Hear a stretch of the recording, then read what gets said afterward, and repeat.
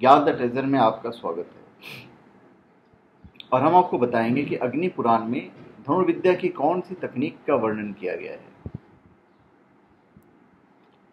अग्नि पुराण में धनुर्विद्या की तकनीक बारीकियों का विस्तार पूर्वक वर्णन है। बाएं हाथ में धनुष और दाएं हाथ में वाण मतलब यू लेकर वाण के पंखदार सिरे को डोरी पर रखकर ऐसे लपेटना चाहिए कि धनुष की डोरी और दंड के बीच बहुत थोड़ा अवकाश रह जाए।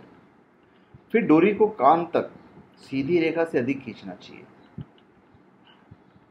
वाण छोड़ते समय बहुत सावधानी बरतनी चाहिए।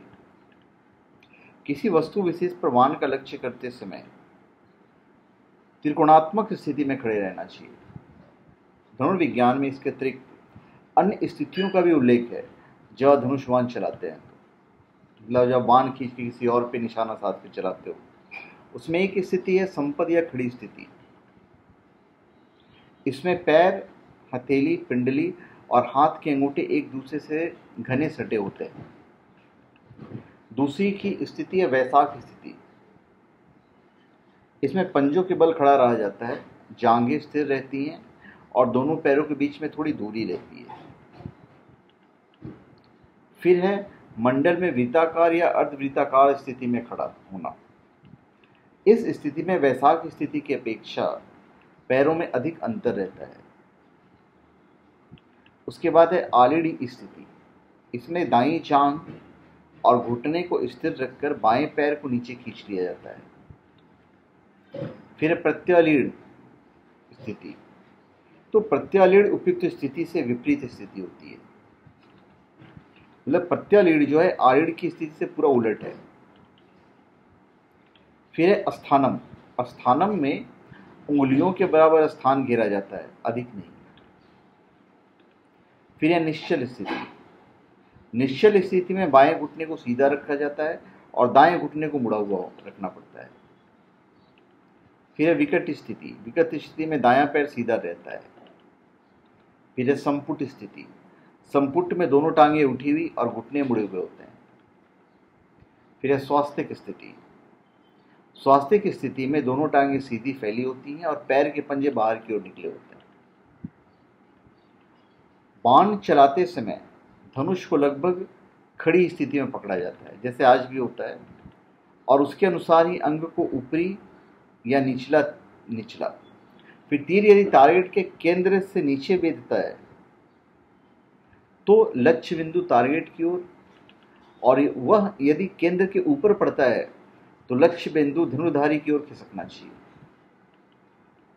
धनुष के सिरों पर सींग या लकड़ी से अधिक मजबूत और टिकाऊ किसी अन्य पदार्थ को जड़कर सिरों को दृढ़ बनाया जाता है, मजबूत बनाया जाता है। डोरी को मजबूती से चढ़ाने के लिए सिरों पर खांचा होता है। वाण को छोड़ने से पहले उसे प्रत्यंचा पर रखकर साधने के लिए बाण पर भी खांचा बना रहता है। प्रत्यंचा खींचते समय धनुष की जो पीठ है वो उत्तल और पेट अवतल होता है। धनुष के मध्य भाग में जो दृढ़ होता है और मोड़ा नहीं जा सकता, धनुष की मुठ होती है, और मुठ के ठीक ऊपर एक और अस्थि, सिंग या हाथी दांत की बाण पट्टिका जड़ी होती है। बाण को पीछे की ओर तानने पर पट्टिका पर बाण फिसलता है और बाण को छोड़ने से पहले इसी पर उसका सिरा स्थिर होता है। प्रत्यंचा के दोनों सिरों पर फंदे होते हैं, जिससे दोनों सिरों पर दृढ़ता से आबद्ध होती है। निर्मुक्त धनुष को मोड़कर फंदे को ऊपर सरकाकर ऊपरी खांचे में गिराने की क्रिया को धनुष कसना कहते हैं। धनुष को प्राय इतनी लंबी डोरी से कसते हैं कि कसने की ऊंचाई यानी डोरी से मुठ के भीतरी भाग तक की दूरी धनुर्धर के खुले अंगूठे सहित मुट्ठी के बराबर हो। धनुर्धर के रील डॉल पर निर्भर यह दूरी 6 और 7 इंच के बीच होती है। जिस समय धनुष का उपयोग नहीं करना होता उस समय इसकी विपरीत क्रिया करके धनुष को ढीला कर दिया जाता है, और इसे उपयोग करते समय धनुष तनाव की स्थिति में होता है। अभी एक परशुराम है जिन्हें जनक कहा जाता है धनुर्विद्या का। इसके बारे में आपको बताएंगे, तो ये हम आपको अगली वीडियो में बताएंगे। तो धन्यवाद। आप हमारे चैनल पे सब्सक्राइब करेंगे और अपने कमेंट दीजिए। धन्यवाद।